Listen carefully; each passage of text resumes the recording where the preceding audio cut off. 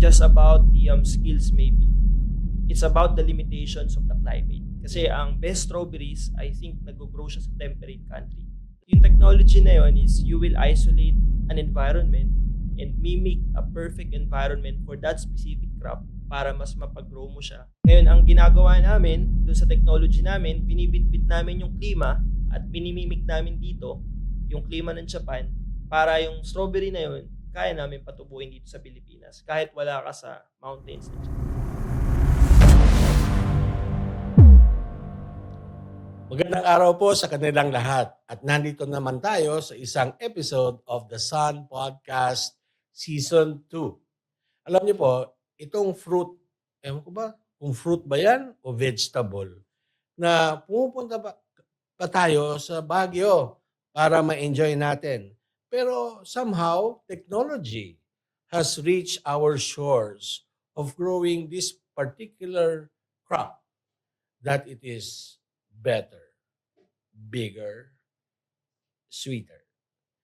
Ang bisita po natin ay isa sa pioneers of, I don't know what to call it, pero siya na magpapaliwanag kung bakit ang strawberry ay nag-iba na itsura compared to what we are able to buy from the mountain province. Magandang umaga sa iyo, Jason. Good morning, Tito. Yes, Jason Fumera. Bigyan mo nga kami ng isang liner. Saan ka ba, ano bang tinapos mo? I finished BS and MS Agricultural Engineering in UP Los Baños. And then I pursued a Master's in Controlled Environment Agriculture sa Netherlands. Netherlands. And then I did an internship in a strawberry indoor vertical farm in Japan. What do you call In it? Japan. Indoor vertical strawberry farm. So wala sa lupa. Wala. Nakatayo yung mga tanim. Nakatayo vertically in racking system. Naka-rack, tapos inside an enclosed structure that is highly insulated and highly controlled yung environment. So, di ba yung bisita natin na parang may girlfriend na strawberry eh. Kasi mistisong-mistiso. Pero nag-aral ka ng agriculture, pero somehow nakapunta ka ng Netherlands to study, ano nga ulit yun? Agricultural engineering din siya in a way. In a But way. yung specialization niya is particular sa controlled environment agriculture. And then from there, you went to Japan. To have my internship about that specific technology din para complete package.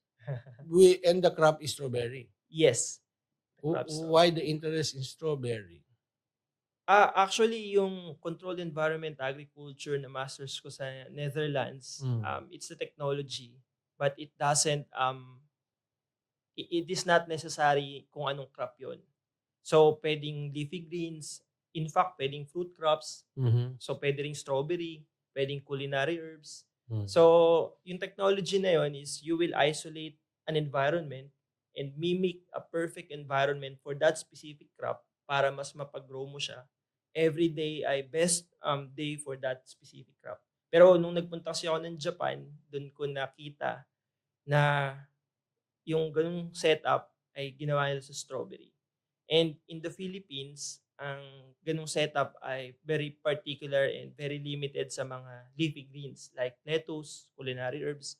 And napansin ko na dito sa Pilipinas, and parte rin nung naging thesis study ko, inaral ko rin kung ano yung mga roadblocks at challenges nung ganung technology sa Pilipinas, kung bakit karamihan sa kanila ay nababankrupt at hindi nagiging profitable. Isa sa mga findings na nakita ko is yung choice of crop, which is yung leafy greens nga. Kasi sa Pilipinas, unang-una, hindi naman vegetable eater yung mga Pilipino. Tapos, yung vegetables ay kalimitan nag-grow din sa open field. Pag sa open field mo kasi ginrow yung vegetables na yon, sobrang malaking mura versus sa ganitong setup. Ngayon, pagka binenta mo na yung difference in price, doon na nagkakatalo sa merkado. Okay. Pero nung nagkaroon ako ng idea sa Japan na pwede pala yung strawberry sa ganitong setup, sabi ko baka ito may fighting chance. Kasi karamihan ng strawberry sa Pilipinas hindi sobrang ganda. Pero karamihan ng strawberry na makikita mo sa supermarket ay maganda yung quality pero imported, pero Hmm. mahal. So sabi ko, bakit hindi yun yung subukan namin sa ganitong setup para ma-address yung challenge ng profitability sa operation ng indoor vertical farming. Oo, kasi alam mo nung sinimulan niyo 'yan, napadpad ako ng Japan nga. Parati ko nakikita yung mga strawberry sa mga kung saan-saang mga outlets. And hindi ko natingnan yung presyo pero pinigil ko yung sarili ko. Sabi ko, do'n ako kay Jason bibili. Eto na naman ito. And true enough, when I first saw kasi your product, parang ganito din yung nakikita ko sa Pilipinas. Bakit ko tatangkilikin? Iba na lang yung bibilhin ko, di ba? And I am glad that you chose that. Ano yung mga factors na sinasabi mo? You can grow it at at comparably international standard, and then you can grow it under a controlled environment. And third is the price is competitive or Yes, more than more than competitive. competitive. Kasi ang idea sa ganitong setup is that you mimic the perfect environment for that crop. So in our case, sa buong mundo kasi, personally ako, natikman ko yung strawberry ng Japan. Mm. Hindi din ako strawberry eater before. Pero nung natikman ko yung strawberry ng Japan, sabi ko, sobrang sarap. Ito na yung paborito kong prutas. Talaga. Tapos, Ano ba dati? ah, mangga, parang gano'n. Oo. Saging, sa mga tipikal. Pero kasi ang nalalasaan ko ng strawberry, yung galing ng Baguio. I'm not discounting yung skills, yung knowledge ng mga farmers natin sa Baguio with regards to strawberry farming. But it's not just about the skills maybe. It's about the limitations of the climate. Kasi Mm. ang best strawberries, I think nag-grow siya sa temperate country. Like Japan, Korea. So yun yung mga lugar na sobrang ganda ng klima nila na parang perpekto para mag-grow ng strawberry. Ngayon, yung idea ng controlled environment ay dadalhin mo yung klima dito sa Pilipinas para dito ka na makapag-grow ng strawberry na parang lumaki sa Japan. So yung strawberry sa Japan na nakita natin ay grown outside. Yes, in an open field. Kasi I think the best strawberries in Japan grows in the Alps of Japan. So sa mountain. So Mm. it's a combination of climate, soil, so both and also the seedlings. So yung seedlings nila or yung plants ng specific variety ng strawberry nila, naggo-grow lang akma dun sa klima nila at sa soil nila. Pero hindi mo in short, puwede mo yung dalhin dito, mapapatubo mo, pero hindi gano'n kasing ganda. Kasi nga yung klima dito sa Pilipinas and other factors are not the same as Japan. Ngayon, ang ginagawa namin do'n sa technology namin, binibitbit namin yung klima at minimimik namin dito yung klima ng Japan para yung strawberry na yun, kaya namin patubuin dito sa Pilipinas kahit wala ka sa mountains ng Japan. Pero yung tanim, yung planting material. As of the moment kasi yung sa nag-start kami ng proof of concept farm sa Pasig and then ngayon may commercial farm kami sa Bulacan. Ang planting material na sinubukan muna namin is from California, United States. Because? There are actually three major variety ng strawberry. So merong long day, mid-day neutral, at may short day. So yung short day, yun yung mostly sa Asian countries like Japan and Korea. They are distinctively sweet, sobrang taas ng sweetness level niya. O yung Brix level na tinatawag. Sobrang taas, sobrang tamis. Pero ang downside sa kanya is low yielding siya. So yun yung trade-off. But the day neutral and long day variety na mostly sa European, sa Western countries, hindi siya ganun katamis, pero high yielding siya. Mm. And nung nag-contemplate kami in beginning this endeavor, ang gusto nga namin mapatunayan muna na yung technology nito is profitable. So naka-focus kami dun sa maganda naman na strawberry, acceptable din yung Brix, pero dapat high yielding para kumita muna. Kumita mo na. Kasi ang pinaka standard dito, tingin ko yung sa Baguio nung tinitingnan muna namin locally. And the average Brix or yung sweetness level kasi sa Baguio around 6, 7. So yung sa day neutral kaya namin ng 8 to 10. Relatively, mas matamis pa rin, pero high yielding. So, yun muna yung sinubukan namin Mm. for profitability concerns. And the size. And the size, and the color, and the aroma. So, yun yung mga factors na Mm. kinonsider namin. But definitely, with this technology, everything is possible. Mm. So, yung ibang crops, ibang variety ng strawberry, even nga ibang crops, ay nasa pipeline din namin. And we envision na mag-host kami ng as much as more imported crops para hindi na tayo mag-import ng napakamahal at hindi naman gano'n kagandang quality ng mga produce. Pero how much can you produce compared to, kasi alam mo, dahil sa World Trade Agreement, parang halos lahat ng produkto yata ng ibang bansa nalalasahan at titikman, mabili na natin dito sa Pilipinas. That's why kung minsan hindi ka na magsha-shopping ng pasalubong kasi nga kung ano yung nabibili mo doon, available dito, di ba? Lalo na sa pagkain. But the demand, how is it as against your production? Well, the demand is so much as of the moment. Ganun kalaki ang Nakita strawberry namin market. sa strawberry market, sobrang Ah. laki. In fact, meron kaming relative na figure, pero parang siya, hindi super credible. Kasi pagka sinam mo lahat nung berries, naka-cluster na siya sa mixed berries together with raspberry, blueberry. But nung nag-try kami magbenta sa mga supermarket, sobrang laki ng demand nila na sobrang liit lang ng production namin as of the moment na we realize na sobrang laki ng opportunity. Yung imported na mga products na dinadala nila dito, hindi yun, I can attest na hindi yun as same quality ng binibenta nila na nandun na. Kasi you have to factor in yung shelf life and yung logistics. So, for example, in the case of strawberry, yung strawberry na binebenta dito na imported, kailangan nilang harvestin yun ng mature but not perfectly ripe. Dahil ang strawberry sobrang delicate ng skin niya. Pagka binahay mo siya, konting galos lang, mabilis na siyang tubuan ng molds, malalamog na agad. So in short, in-harvest nila yun ng hilaw para lang maibiyahe nila kasi matigas pa. So pag dumating dito, hindi sobrang tamis, hindi sobrang ganda, pero pwede na. Or mas better pa rin as compared dun sa meron tayo sa Baguio.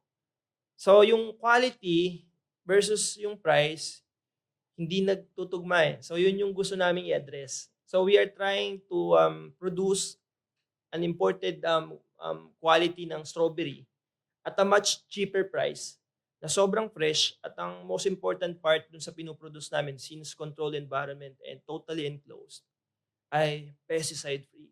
And I don't think mayroon pa tayong makikita na pesticide free strawberry sa market sa Pilipinas. Ganun ba?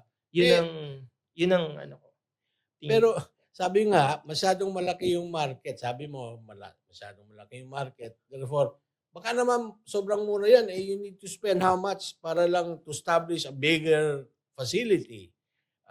Hindi ba kayo nag-iisip ng another one? Well, at our price point, I think it will be profitable as long as ma-achieve namin yung target na yield annually. Currently, tingin namin maganda yung entry price namin. But of course, if we will produce a much premium product, I think kino-consider namin itaas yung presyo, but at the same time we can guarantee naman yung market na they are paying, they will not be shortchanged dun sa ibibigay nilang pera dun sa pagbili sa produkto namin. In short, hindi sila maargabyado. Imagine, kasi kung bibili ka ngayon ng mga prutas, lalo, kahit local siguro, di ba, ibababad mo muna yan sa baking soda And vinegar. and Yeah. vinegar, Yeah. di ba, bago mo makain. Kasi nga, kung ano-ano na spray.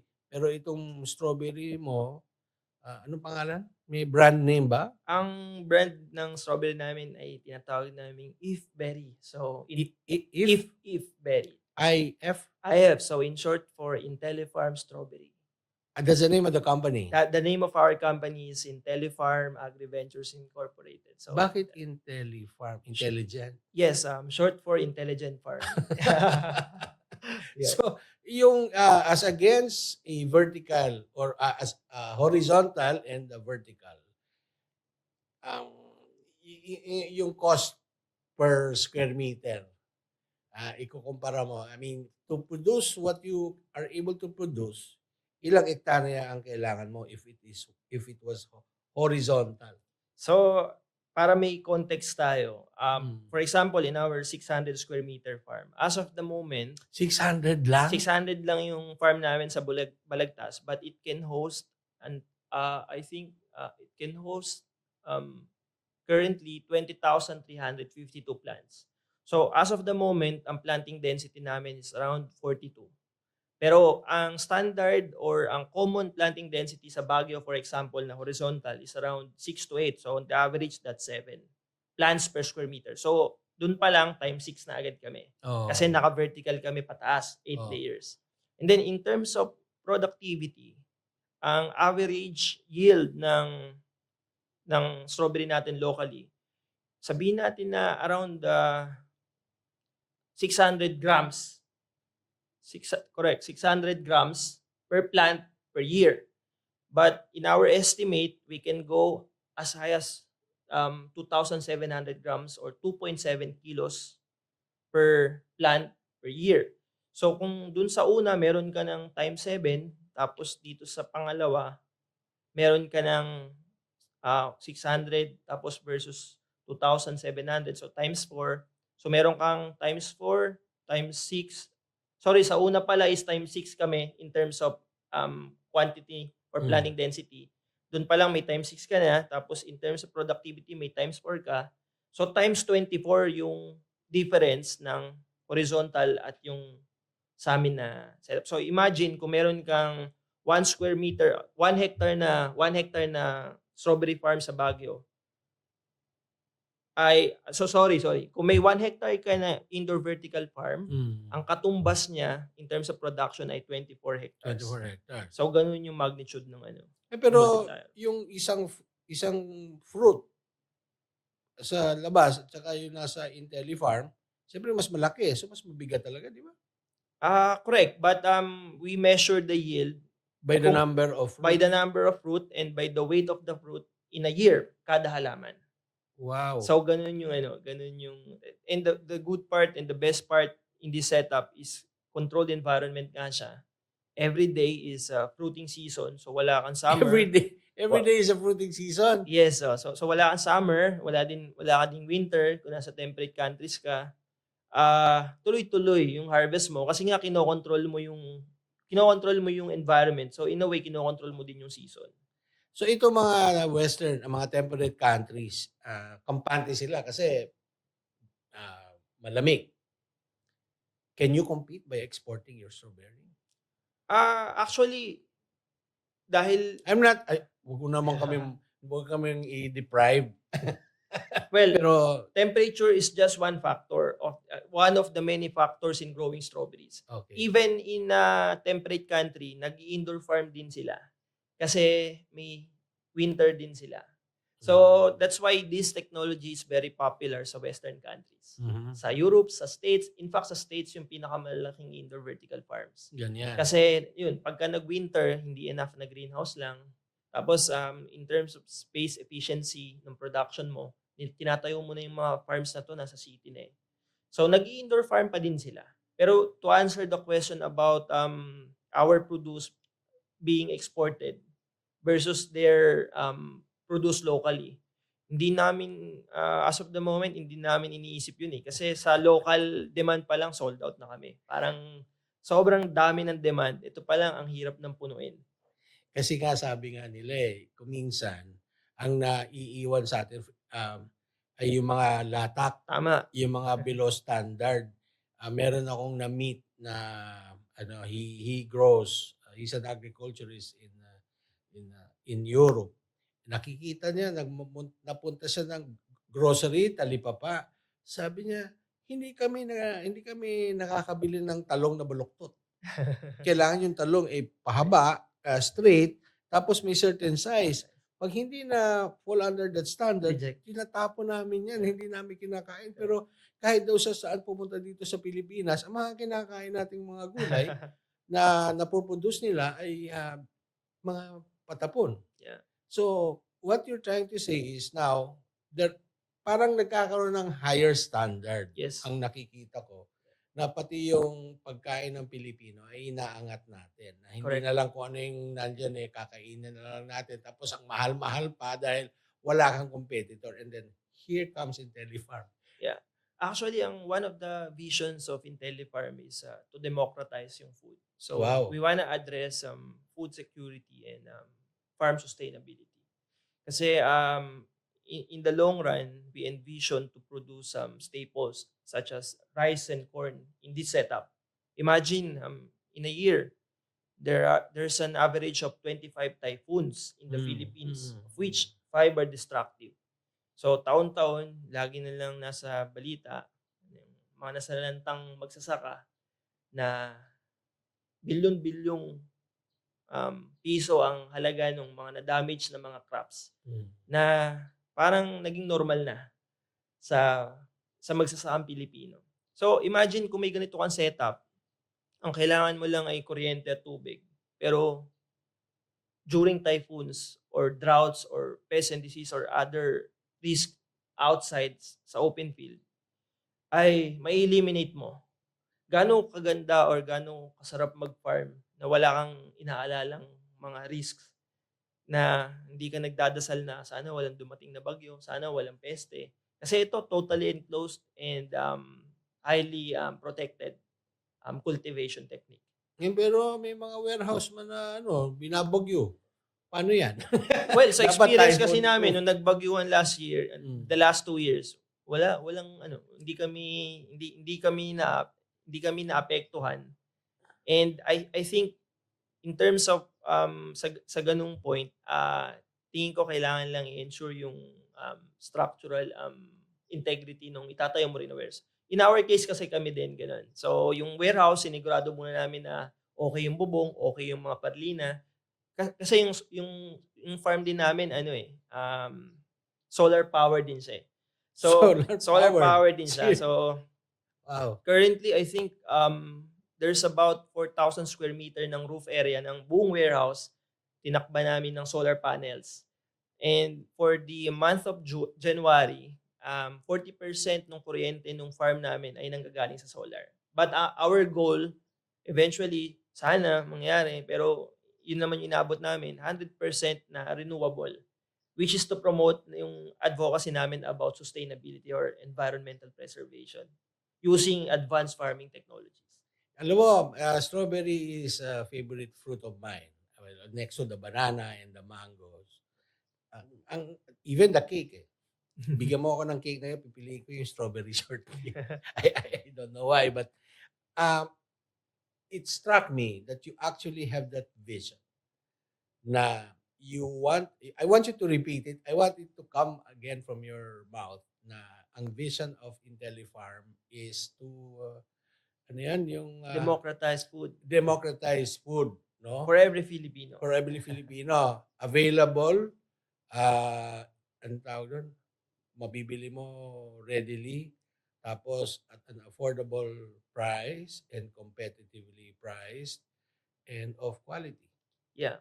Yun naman ang importante kasi kami, parte ng advocacy namin na fresh is best. Sabi nga nung isa sa... Fresh is best kasi parang kung araw-araw ka nag-harvest dito sa farm mo. Same day harvest. Same day na mabibili mo yan sa grocery. Yeah. Wow! Diba? So gaano kaganda yun? Kasi yung prutas, yung mga produce, nagde-deteriorate sila. Just like for the case of strawberry, 3 days after harvesting, completely ma-deteriorate yung vitamin C niya. So imagine, dapat pagka-harvest, consume mo na. Yeah. Kasi dun mo ma-maximize yung nutrients na mako-consume mo dun sa prutas. That's correct. Kung magdedepende tayo sa conventional way ng pagkuha ng mga ganung produce, for example, yung mga imported or even yung mga local na pinroduce far away kung nasan yung demand. In our case, for example, sa Baguio, imagine ibabiyahe pa. So doon pa lang peaking na yung shelf life niya. Tapos along the way, madadamage siya. And then you have also to factor in yung carbon footprint. Kasi ang layo nun, ibinyahe. Yung food mileage nung sa amin, pwede mo nang sabihin. Actually, pinopromote na nga namin, food to table na. Hindi na siya, farm to table na, hindi farm to market. Eh di magtindahan ka doon sa tabi ng factory. Well, pwede kang magtayo din ng indoor farm within the heart of Metro Manila, within condominiums. And you can Yes. serve the community Wow. directly. So yun din yung ina-aspire namin kasi ito naman wala namang limitations to in terms of location. As long as there is some supply of water and power. Power. Yun lang. Bigyan mo lang ako ng power at ng water, kaya na namin tayo dyan yung farm. Of course, Nakaka-excite. dapat may demand. Oo, dapat may demand. Yeah. Oo. Pero ang question ko, ano yung nutrient ng strawberry? Ano Ah, yung nakukuha mo out of the strawberry in terms of minerals, vitamins, or whatever it well, is? ang strawberry is classified as one of the superfood Superfood. kasi sobrang rich niya sa antioxidant. Sobrang rich niya in vitamins and minerals. Kaya siya classify as superfood. For the particular vitamins and minerals, that I am not particularly um hindi ko Knowledgeable. particularly knowledgeable. But what I know is that strawberry is classified as one of the many superfoods that Mm. is super rich in antioxidants. Naku, siguro malapit ang Valentine's Day. Lalo sigurong papatok ang benta ng strawberry kasi parang puso ang strawberry, di ba? Correct, Oo, correct. oo. So ngayon, ano yung target? Like for example, you just your product was just available for in the market for the past paano ba yun? Before Christmas? Yes, couple of months, couple of A months pa lang. couple of months. And then how do you see it? How do you see the trend? Ah, With the growing interest in your product, not to mention the present demand. Di ba? well, ang current direction namin as of the moment, nakaka sobrang very attractive mag-expand. But of course, may limitations din. And Mm. I think hindi dapat kami maging super careless about that. Dahil kahit nakikita namin na may demand, hindi dapat reckless yung pag-expand. I think we have Mm. to do it responsibly. Ang isang nasa isip namin immediately as of the moment is to make the current commercial farm profitable and to make the operation smooth. So as pag nireplicate namin or nagtayo kami ng similar farm, mas magiging mas magiging mataas yung chance ng profitability nung operation namin at mas ma-perfect namin yung prutas itself. Kasi sa ngayon, though we have so many challenges that we are facing, at least ang good side doon or silver lining na nakikita namin is we're learning a lot. And these challenges or mistakes that we did ay alam namin kung paano solusyonan at paano hindi na namin maulit sa susunod. Mm. Which can translate into a better quality and higher yield ng strawberry na yun, mas magiging maganda yung viability ng farm operation namin Are you before ano? expanding. I'm sorry. Are you ano yung tawag nito? Are those strawberries picked by hand or picked by a machine? Yun, sa ngayon kasi sa developed countries where these technology is very widespread. Sa developed countries sobrang mahal ng labor. Sobrang mahal ng labor kaya they resort to robots. Kasi mas mura pang mag-invest sa robots kaysa magpapasok ng tao na na overseas, from overseas. Pero sa Pilipinas na third world country, yun yung isa sa mga advantages natin. Kasi sobrang mura ng labor and sobrang skillful ng mga Filipinos. Tapos sobrang caring nila. Kaya ngayon sa farm namin, tao pa rin yung nag-harvest. But Tao how yung nag-aalaga. paano mo kinukuha yung strawberry? May gunting, may kamay, Isa-isang may pinipinch lang yung stem nung fruit tapos isa-isang nilalagay sa panet. So kami diretso pick and pack kami. And then less contamination kasi doon na siya pinak sa loob ng farm tapos pag nilabas mo siya sa farm, diretso na siya sa deliver sa market. so walang alikabok yun? Wala kasi pag makita ninyo yung farm namin, bago ka pumasok may mga biosecurity measures tapos you have to change PPE, may mask, may hairnet, may gloves. Tapos everyday pinapalitan 'yon. So pag pumasok ka sa loob, Every day. everyday. So pag pumasok ka sa loob, so meron kang negative suction do'n, tapos may positive din, pambuga para ma-ensure na walang contamination na mangyari from outside to inside. Kaya do'n sa loob, it's a pollution-free environment. Tapos walang pesticide. In fact, tinest nga ng Healthy Options yung strawberry namin, and they did not find any contaminants, which I think is understandable na it's safe to consume as is. Kasi pwede mo na siyang kainin as is kahit no wash, but sometimes yun, ina-advise pa rin namin na hugasan. Pero yun nga, since tinest na nila, yun nga, pollution-free environment and 0% pesticide. Kaya yung iba kinakain na talaga diretso. So, araw-araw nagde-deliver kayo sa inyong mga Yes, suki? araw-araw, araw-araw. Kasi nga hindi puwedeng tatagal yan diyan sa punuan. Hindi, oo, ma-o-overripe siya. You have to harvest it at a certain time na nakita mo na hinog na siya. How do you know? Is there like a number of, is a period na from the time may flower, from the time it becomes Yeah, may gano'n. So, from the time na may flower, the moment na ma-pollinate siya, it will take around 4 to 6 weeks. On the average, it's 5 weeks para maging fully ripe na siya, ready Mm. for harvest. But of course, hindi mo naman matatayman lahat ng prutas eh. Mm. So, ang pinaka-best practice namin is we have a chart, tapos pinractice din namin or tinrain din namin yung mga farmers namin na paano tumingin ng tamang hinog na strawberry, and also You call them farmers, not workers. so we call ourselves urban farmers. So Okay. we are urban farmers. And yun, meron din kaming bricks meter na tinatawag, pambaril yun, so infrared bricks meter siya. Pag binaril mo yung strawberry, makikita mo na yung sweetness level niya. And then 8 to 10, okay na kami. Pag 8 to 10, ripe na siya. Ripe na. So yun yung naging part ng training namin and practice namin. Kumbaga SOP in harvesting. I can just imagine para kang pumasok sa parang very sterile area. Yeah, I No? would say yes. So when it is from the plant, it goes to the container and then it's sealed, distribute na, walang Deliver na. washing. Wala na. Talaga. I'm just not sure kung hinugasan nila before kainin, pero yun nga, nung tinest din ng Healthy Options, tapos yung feedback din ng iba, kinakain nila as is. Sa Japan kasi ganun din eh, kinakain na nila as is. Pero yun, open field. And in an open field setup, you wouldn't know when it will be contaminated. Pero yung sa amin kasi highly isolated siya. Tapos highly contained. And then pollution-free environment yung loob. So I would say na safe to eat unless there is a contamination happen between delivery and eating. So yun yung ganun yung setup namin. Yung isang strawberry plant, ano yung lifespan niya?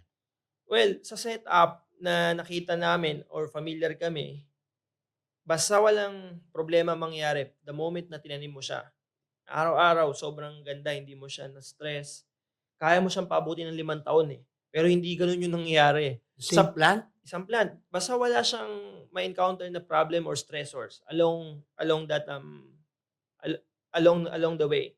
So, pero yung experience namin, ang dami namin na experience na problema. For example, sa electricity, sa fertilizer, sa pollinators. Yun, safe na kaming isipin na 1.5 years, maximum 2 years. Okay siya. Na hindi na kumbaga ano pa din siya. Healthy, and yung vigor nung halaman mo nandun pa rin, na kaya niya mag-produce ng maganda at mabungang mga fruits. May music ba dyan sa loob? Meron kami. Anong ipinapatugtog nyo? Well, minsan pinapalitan ng mga farmers namin Yung anong gusto trip nila. pero ang standard namin is mga classical. Meron certain frequency kasi ng tunog that can trigger something inside the plant.